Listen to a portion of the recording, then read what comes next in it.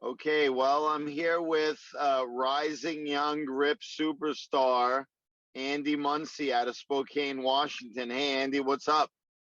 Hey, Ricardo. Appreciate you calling me young because I don't know that I qualify for young in many circles, but I'll take it. Well, you're what, 35? You're still pretty young. Yeah, that's true. Young to the sport, and hopefully a long ways to go. I hope so too. How's summer break treating you so far? I would love to say that we're fully on summer break, but we got to go for half a day on Tuesday. Uh, Oh, yeah, okay. we had a snow day. I know it's something unfamiliar to you, but we had a late snow day, and that means Maker's Day. I had snow days growing up in New York, so I've participated as a student, not as a teacher, in the snow days. Yeah. For teachers, the sweet spot is 2 hour delay. 2 hour delay. Yeah. Or early dismissal. That's right. Yeah. All right, cool. Well, obviously we can't talk about the results, but you already had your super series. I had mine. How do you think you did relative to your training? How was it? I think it was really good. A lot of times in training, I rarely train like all three events for the super series on a single day. Uh, So that always kind of creates a challenge physically when you put them all on the same day. And I know that I'm probably not going to PR all of them, but you hope maybe you'll PR one, maybe you'll PR two if it's a really good day, and hit 95% plus on all the lifts. And I think I was in that range, but it's a new weight class for me, so I really don't know entirely what to expect. right. Yeah. I'm very excited about your new weight class, but because obviously now we're competing against each other. But that's great. Seriously. Yeah, my venue, the energy was outstanding. I really think all the people had fun. They're going to come back for the second round. How was the energy in Spokane? It was really good. Last year we had a very similar group of people that we had last year. Last year, a couple of them are brand new, had no idea what they were doing. But this year, they're veterans, so they kind of knew what to expect, but they're still relatively new overall and don't train quite as much. So the newbies were still hitting big PRs, which made it really fun and exciting. Well, that's great. We always love hearing about PRs in the contest. That's for sure. So, what are your competition plans for the summer besides stage 2 of the Super Series? Well, similar to yours, we're heading to Canada here in 3 weeks. So I'm really excited to go to Calgary. Sounds like it's going to be a great contest up there. Armlifting Canada is relatively new as an organization, so it's just going to be a blast. I've never been to Calgary. It's next to the Calgary Stampede. So I'm hoping for, really cool, I'm hoping for an atmosphere, not as many people as like the expos, like the Olympia and the Arnold, but more competitors, hopefully more spectators. I think it's going to be a great time, but that's my main other competition this summer. Yeah, I am going for a lot of the same reasons. I've never ever been to Canada, let alone Calgary.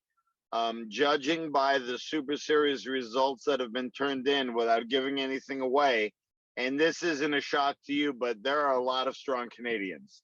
The Canadians are very, very good. So, led by Eric, of course, but still, there are many others that are unbelievable.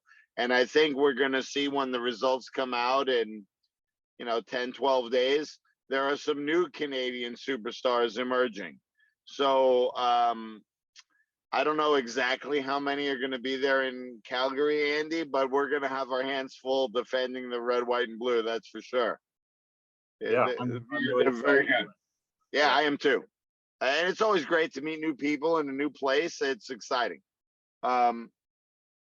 Yeah. So what would you what advice would you give to other people? Because you and I both know there are people who look at what we're doing on social media, but haven't quite committed or are nervous about competing. What advice would you give them, Andy? Just jump in and do it.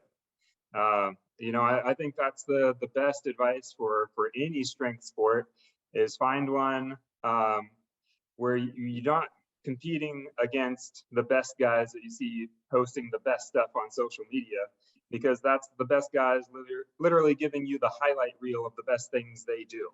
Right. That's I'm just as guilty of it as anybody else. I post the things that I'm really proud of, but I do lots of stuff I'm not proud of in training too. We all have good events and bad events, but that's not what it's about. It's about going out there and beating your own PRs and sticking with it for a long time and just getting better. So that's how the sport's going to grow. And I think the advice that all lifters need: ditch the straps in training and work your grip. That's kind of how I got into this a long time ago. As my dad said, those straps are worthless. If you need straps on your deadlift or your rows or whatever, then you can't lift it yet. Get a stronger grip. And that kind of led me to where I'm at right now. So I think that's an important first step too. Well, certainly wise words from Papa Munsey there. Very, very wise, because I can't tell you, I've traveled the world literally, and I've seen people use straps for crazy weight, and then they see me even just doing some, pretty good grip feet, and they want to come over and try, and they can't even budget. It's happened multiple times and multiple places, and it's a recurring theme. So I highly agree with that advice. And I also agree with, hey, get in there and try it, because at the end of the day, it's just you versus you anyway. I mean, of course, everyone wants to be the champion, but you and I both know there's one champion, and that's going to rotate in different contests. And that's just how it is. And there's always some monsters out there that as soon as they show up, no matter how hard you've trained, they're better than you are, male or female. They're just unbelievably talented humans out there that are undiscovered. So at the end of the day, it's you versus you.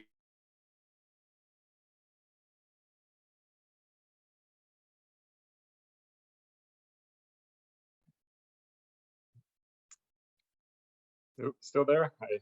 You cut out a little bit on me.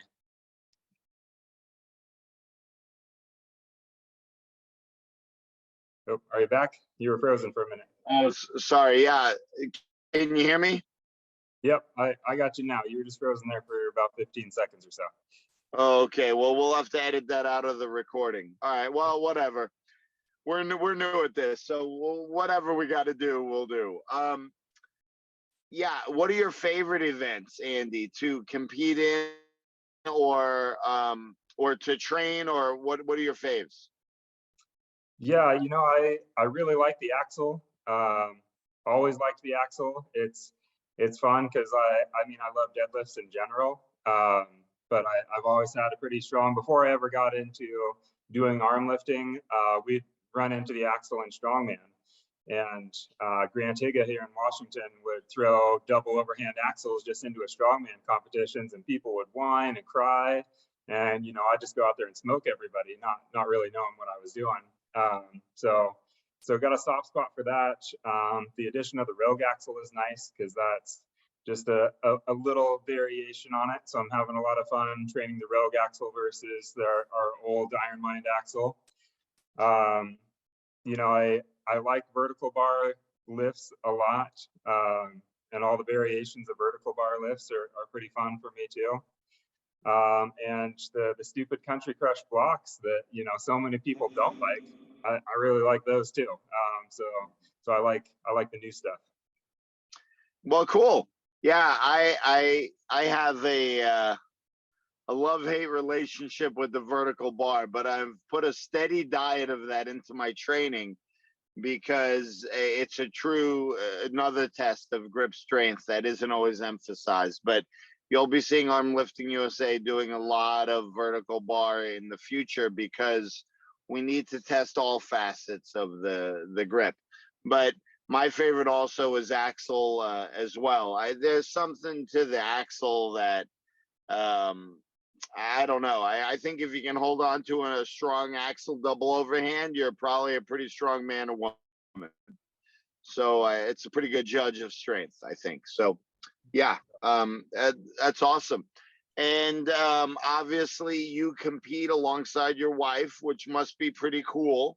Um, can you tell us what other events you have going on later in the fall? Yeah, absolutely.